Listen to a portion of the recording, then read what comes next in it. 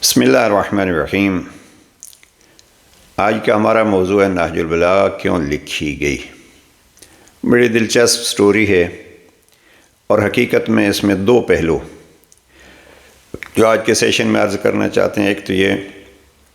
کہ سید رضی نے کتاب لکھی خصائص الائمہ، اور اس میں پہلے حصے میں جناب امیر علیہ السلام کا تذکرہ کیا، اور اس تذکرے کے آخر میں کوئی 140 کے قریب فرامین جناب امیر المومنین بیان کیے۔ جب یہ کتاب شائع ہوتی ہے تو افراد اس کتاب کے ان حکمت بھرے کلمات سے اتنے متاثر ہوتے ہیں کہ سید رضی سے درخواست کرتے ہیں کہ آپ نے جو لکھا ہے یہ مختصر کلمات ہیں، جناب امیر المومنین کے طویل کلمات کو بھی لکھیے۔ تو اس گروہ مومنین کی درخواست پر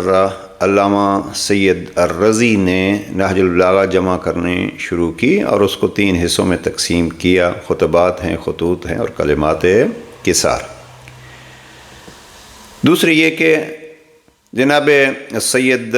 رضی کے لکھے ہوئے ان اقوال جناب امیر المومنین میں اتنی تاثیر تھی کہ لوگ اس کی طرف متوجہ ہوئے۔ بس دیکھیے، 2 چیزوں کی طرف ناظرین و سامعین کو متوجہ کرنا چاہتا ہوں۔ ایک یہ ہے کہ علماء کی ذمہ داری اپنی جگہ پہ ہے، لیکن علماء سے درخواست بھی مومنین کا ایک خاص پہلو ہونا چاہیے۔ جس شخص کو اپنی پیاس کا احساس ہو وہ پانی کی تلاش کرتا ہے، اور اگر پانی تلاش کیے بغیر وہ پیاس سے تکلیف میں ہوتا ہے اور اس کو حد سے زیادہ تکلیف ہو تو یہ اس کی اپنی کمزوری ہوتی ہے کہ دیکھیے پانی تلاش کر سکتا تھا، پانی تلاش کیا نہیں ہے۔ اسی طریقے پہ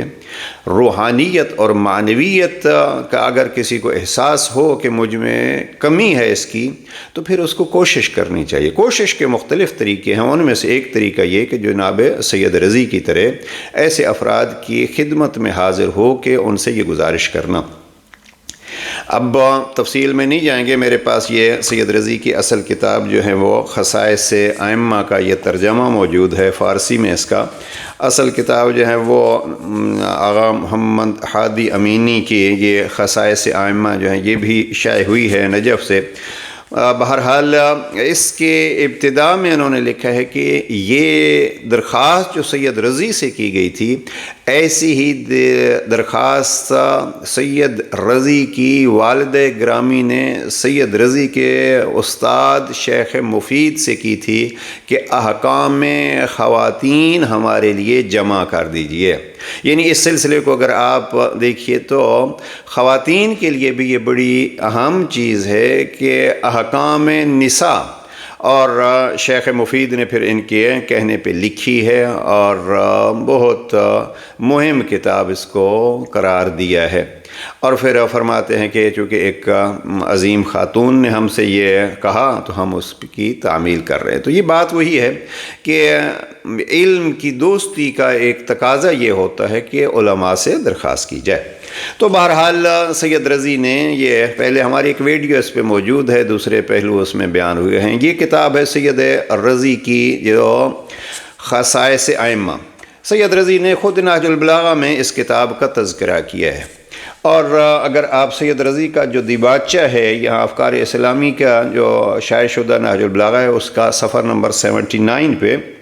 دیباچہ مؤلف نہج البلاغہ علامہ شریف رضی علیہ الرحمہ، یہاں سید رضی نے خود لکھا ہے اور فرماتے ہیں کہ میں نے اوائل عمر اور شاخ جوانی کی شادابی میں ائمہ کے حالات و خصائص میں ایک کتاب کی تالیف شروع کی تھی جو ان کے نفیس واقعات اور ان کے کلام کے جواہر ریزوں پر مشتمل تھی، جس کا غرض تالیف میں نے اس کتاب کے دیباچے میں ذکر کیا ہے، اور اس میں وہ حصہ جو امیر المومنین کے خصائص سے متعلق تھا پائے تکمیل کو پہنچا، لیکن زمانے کی مزاحمتوں اور شب و روز کی رکاوٹوں نے بقیہ کتاب پائے تکمیل کو نہ پہنچنے دی۔ جتنا ایسا لکھا گیا تھا اسے میں نے چند ابواب و فصول پر تقسیم کیا، چنانچہ اس کی آخری فصل یہ ذرا نہج البلاغہ کے لکھنے کا جو سبب بنتا ہے وہ یہ ہے، آپ اس جملے پہ غور فرمائیے گا کہ جتنا ایسا لکھا گیا تھا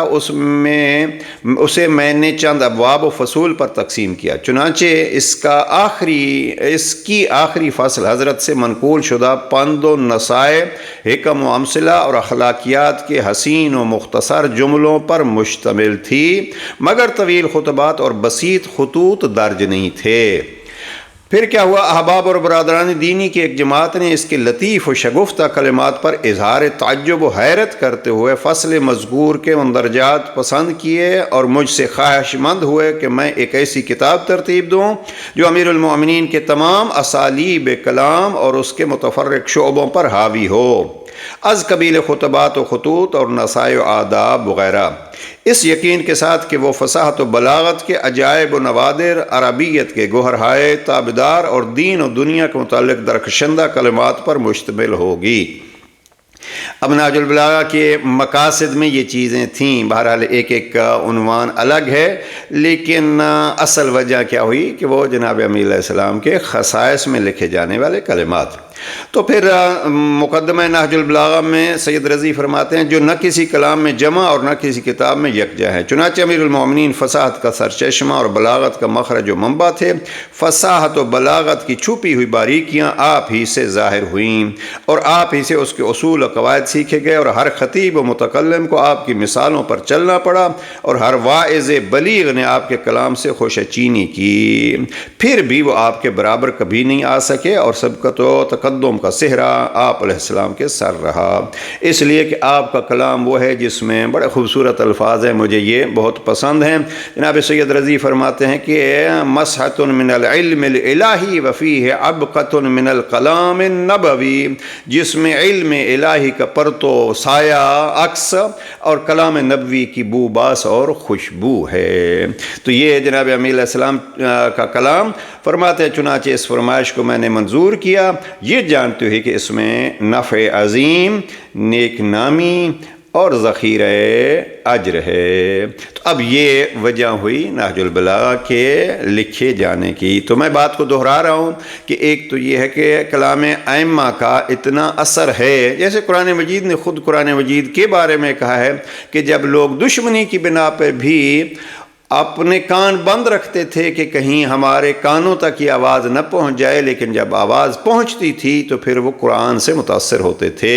تو یہی صورتحال ان مفسرین و معلمین کلام خدا کی ہے، ائمہ خدا کی ہے، کہ جب ان کی کلام لوگوں تک پہنچتی ہے تو اس سے متاثر ہوتے ہیں۔ لہٰذا ایک کام جو موالیان جناب امیر المومنین ہیں وہ یہ ہے کہ ائمہ کا کام عام کیا جائے تو اس کا اثر ہوتا ہے۔ جیسے امام علی رضا علیہ السلام نے بھی ارشاد فرمایا کہ اگر لوگ ہمارے کلام کی اچھائیوں سے آگاہ ہو جائیں تو وہ ہمارے پیروکار و تابعدار بن جائیں۔ اور دوسرے جیسے پہلے بھی عرض کر چکا ہوں، علماء کرام کے پاس درخواست لے جائے کہ یہ ہمارے لیے لکھیے۔ علماء کرام کا بھی یہ فریضہ بنتا ہے کہ وہ اس کو لکھیں۔ البتہ اس دور میں ایک چیز درد دل بیان کرتا جاؤں، اور علماء سے ساری توقعات علماء سے ہوتی ہیں، علماء لکھیں بھی، شائع بھی کرائیں، بیچیں بھی، اور پھر بھی کیا کیا ان کے بارے میں کہا جاتا ہے۔ ہمارے ایک ساتھی نے پچھلے دنوں بڑے سخت الفاظ استعمال کیے جب کسی نے پوچھا کہ آپ نے یہ یا ایرانی عراقی جو ہیں وہ علماء نے صحیفہ سجادیہ کا ترجمہ کیوں نہیں کیا اور کیوں عام نہیں کرتے، تو انہوں نے بڑے اس مخصوص انداز میں کہا کہ کیا یہ ساری ذمہ داری جو ہے وہ دوسروں کی ہے، ہم اپنی ذمہ داری کو اور اپنے احساس مسئولیت کو مد نظر رکھتے ہیں یا نہیں۔ تو یہ وجہ بنی ہے کتاب خصائص ائمہ۔ اس میں بہرحال بڑے خوبصورت فضائل جناب امیر المومنین بھی لکھے ہیں جو اس وقت ہمارا موضوع نہیں ہے، انشاءاللہ کسی وقت خصائص کے تھوڑے سے فضائل جناب امیر المومنین اس سے بیان کریں گے۔ اور اس میں ایک بلکہ ولادت جناب امیر المومنین کے ایام ہیں۔ اس کتاب کے صفحہ نمبر 111 پہ جناب سید رضی نے علی علیہ السلام کے ایک وصف بیان کیا ہے، اے علی وصف شما ہم چن بیت اللہ الحرام ہے، کہ یا علی آپ کی مثال بیت اللہ جیسی ہے کہ جو اس میں داخل ہوا وہ امان میں آیا گیا، اور پس ہر کس شمارا دوست داشتے باشد، اے علی جو آپ کو دوست رکھے گا، محبت کرے گا اور آپ کا مددگار بنے گا، آتش جہنم سے وہ عذاب میں ہوگا، اور جو آپ سے دشمنی کرے گا وہ آتش جہنم میں مبتلا ہوگا۔ اور پھر جناب پیغمبر اکرم نے یہ آیت پڑھی وَلِلَّهِ عَلَى النَّاسِ حِجُّ الْبَيْتِ مَنِ اسْتَطَاعَ إِلَيْهِ سَبِيلًا وَمَنْ كَفَرَ فَإِنَّ اللَّهَ غَنِيٌّ عَنِ الْعَالَمِينَ، کہ یہ آیت پڑھی، اور جناب پیغمبر اکرم فرماتے ہیں کہ جو کوئی عذر رکھتا ہو اور فقیر ہو، بیمار ہو، وہ تو معذور ہوگا، لیکن ثروت مندوں کے لیے کوئی عذر نہیں ہے۔ تو جناب امیر علیہ السلام کی محبت میں بھی کوئی عذر نہیں ہے۔ تو اس قسم کے فضائل بھی جناب سید رضی نے بیان کیے ہیں۔ اور اختتام پہ ایک دو فرمان اس خصائص عامہ میں، کل سید رضی نے جو جناب امیر علیہ السلام کے فرامین بیان کیے ہیں وہ 142 ہیں، کچھ اس میں سے زیادہ نہج البلاغہ میں موجود ہیں اور بعض نہج البلاغہ میں سید رضی نے پھر یاد نہیں کیے۔ مثلا میرے سامنے یہ حکمت نمبر 61 جو سید رضی نے بیان کی ہے، تو یہ نہج البلاغہ میں حکمت 147 ہے، جو جناب کمیل کے سامنے جناب امیر المؤمنین نے علم کی فضیلتیں بیان کی ہیں۔ تو یہ ہے مثلا ایک جملہ نمبر 62 جو ہیں وہ یہاں جو حکمت ہے وہ ہے المرء مخبوء تحت لسانہ، آدمی اپنی زبان کے نیچے چھپا ہوا ہے۔ تو یہ یہاں خصائص میں بھی ہے اور نہج البلاغہ میں بھی ہے۔ دعا ہے پروردگار ہمیں علماء کی محنتوں سے فائدہ اٹھانے کی توفیق نصیب فرمائے، اور کلام علی جو جناب سید رضی نے جمع کیا ہے اس کو عام کرنے کی توفیق نصیب فرمائے۔ والسلام علیکم ورحمۃ اللہ۔